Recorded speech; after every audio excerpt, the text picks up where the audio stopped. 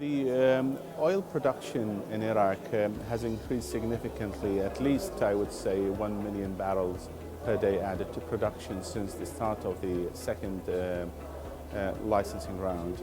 The 2015 witnessed targets that never achieved for 30 years. Iraq reached 3.6 million barrels of production, something only witnessed before the 1980s. One would hope that these production to continue in 2016 and 17, but it seems that further challenges because of the oil prices drop will face the Iraqi government to maintain the current levels. However, the possibilities of increasing production slightly but not as planned may continue.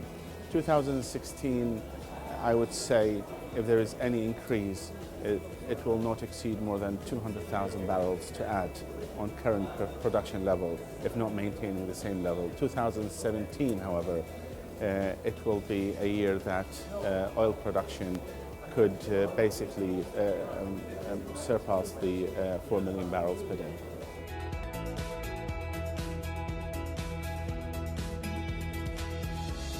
Well, the oil contracts designed to perfect conditions.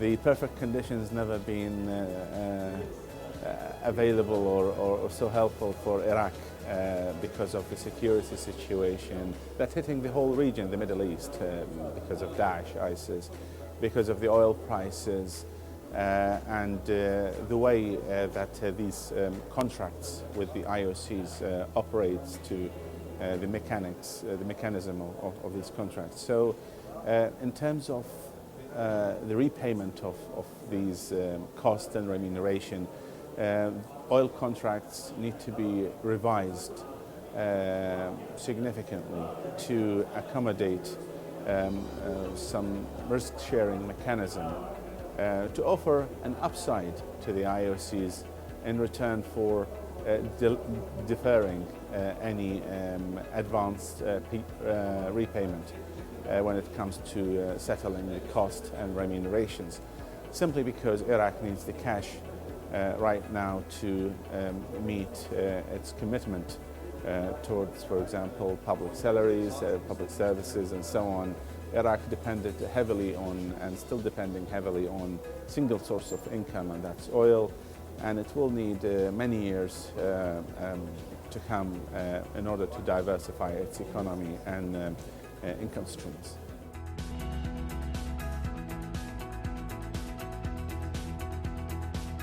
Of course, Iran will, the return of Iran to the oil market will surely and definitely influence oil prices to start with.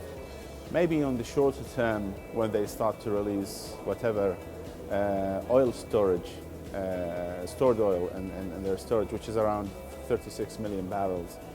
And then they have the targets to achieve of pre-sanction levels, adding anything between 800,000 barrels to 1 million barrels.